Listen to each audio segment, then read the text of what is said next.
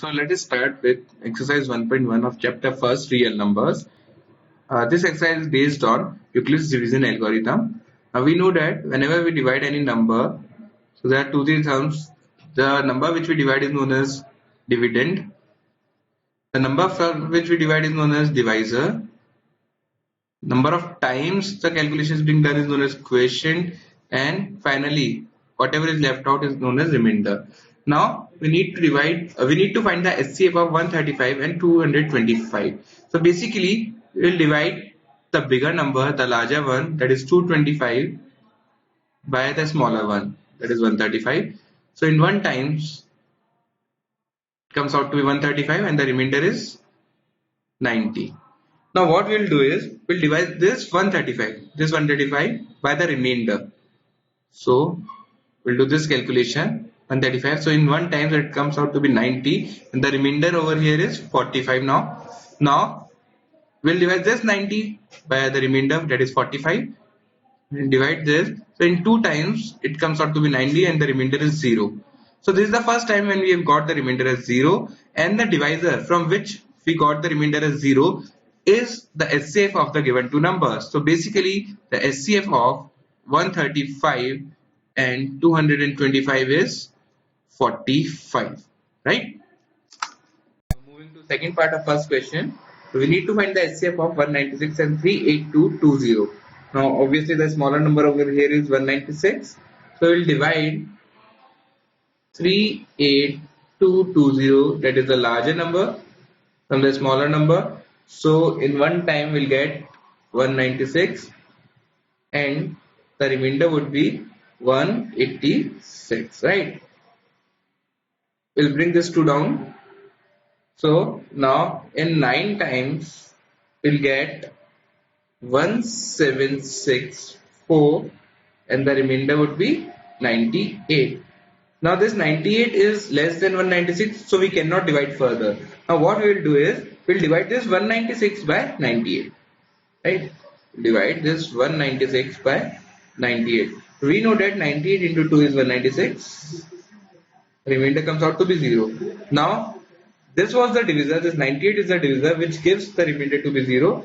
So this 98 must be a HCF.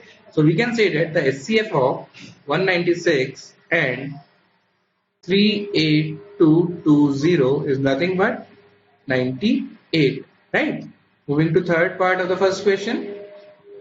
So now the given two numbers are 867 and 255, and we need to find the HCF of these two numbers. The smaller number, as we can see, is 255 and the larger number is 867. So what we'll do is we'll divide 867 by 255. So in 3 times we'll get 765, right? And the remainder would be 7 minus 5 is 2, 6 minus 6 is 0, 102. Now since this 102 is less than 255, we cannot divide it further. So now we'll divide this 255 by 102. 255 divided by 102. In 2 times we'll get 204. The remainder over here is 51. Now again this 51 is less than 102. We cannot divide further. So we will now divide this 102 by 51. Now in 2 times we'll get 102. Remainder comes out to be 0. So 51 is the divisor which has given us the remainder as 0. So the HCF of 867 and 255 is nothing but 51. Question number second. We need to show that any positive odd integer is of the form 6q plus 1 or 6q plus 3 or 6q plus 5, where q is some integer, right? So let us assume there is an integer a which is of the form 6q plus r, where r is the remainder which we'll get on dividing the number by 6, right? Now whenever we divide any number by 6, the possible values of remainder are 0. The remainder can be 0. In case the number is perfectly divisible by 6, then the remainder will be 0, right? The remainder can be 1 also, it can be 2, it can be 3, it can be 4, it can be 5, it cannot be 6. Why? Because if the remainder is 6, then we will again be able to divide the number by 6. right? And the remainder will be 0 then. So the possible values of remainder are 0 to 5 only, right? Now we have 6 cases. The first case is that the number can be of the form a is equal to 6q plus 0, that is 6q only. Second is a can be of the form 6q plus 1, or third is it can be of the form 6q plus 2, or it can be of the form 6q plus 3, or it can be of the form 6q plus 4, or finally it can be of the form 6q plus 5, right? Now this 6q, this can be written as 2 into 3q, which further can be written as 2 into x. This 3q, let this 3q be x, right? Now 2 into any number, this whether this x is even or odd, when we multiply this by 2, the product would be even only, right? So this always will be even. Now 6q plus 1, this 6q is always even, and we add something. When we add odd number to an even number, the result is odd. So this number is odd always, right?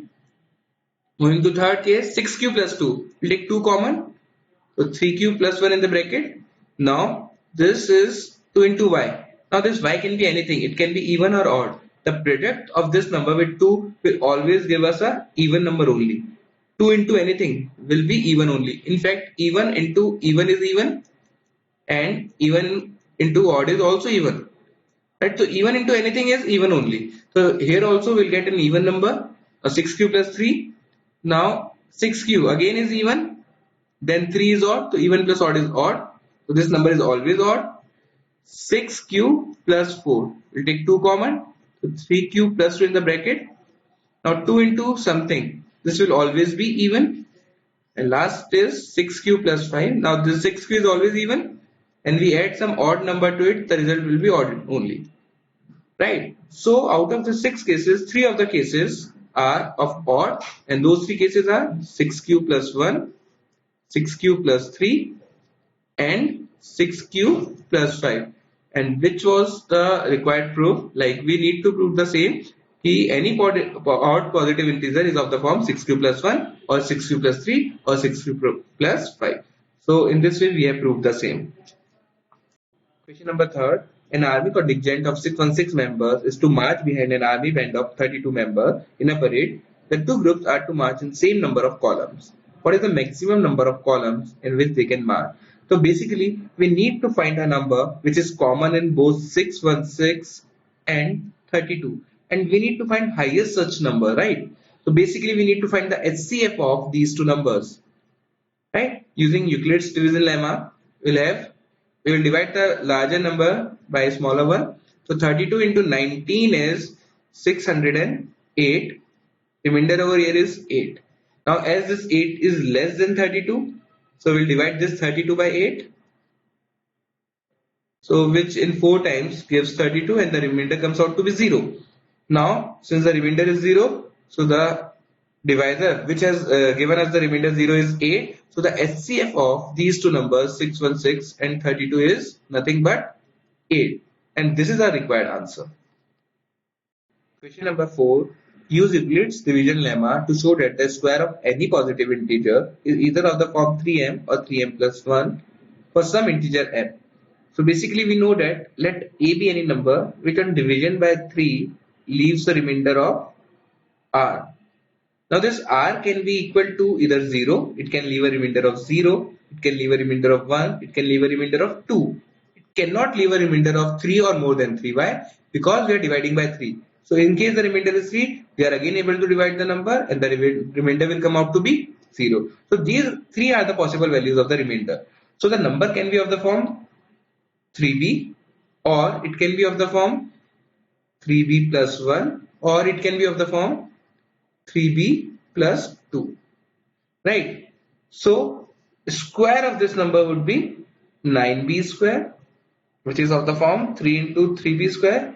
So this 9b square can be written as 3 into 3b square. So which further can be written as 3 into m, where m is 3b square. So right. So we have proved that this number is of the form 3m. right? Now second case, a square. So a square over here is 3b plus 1 whole square. We need to use the formula of a plus b whole square, which is a square plus b square plus 2ab, that is 6b.